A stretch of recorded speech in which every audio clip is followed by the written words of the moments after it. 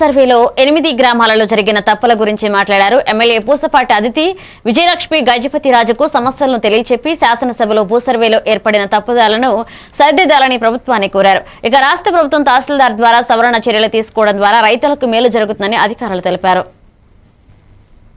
చూసాము ఆనాటి ముఖ్యమంత్రి చేసిన సర్వేలో అయితే 8 రెవెన్యూ విలేజెస్ అనేది జరిగిపోయినాయి అధ్యక్ష.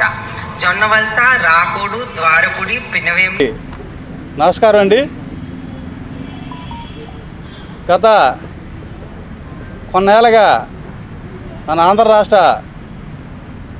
రాష్ట్రంలో మొత్తం రైతాంతం అందరూ కూడా గందరగోళానికి గురే పరిస్థితి గత ప్రభుత్వంలో మరి జరిగింది.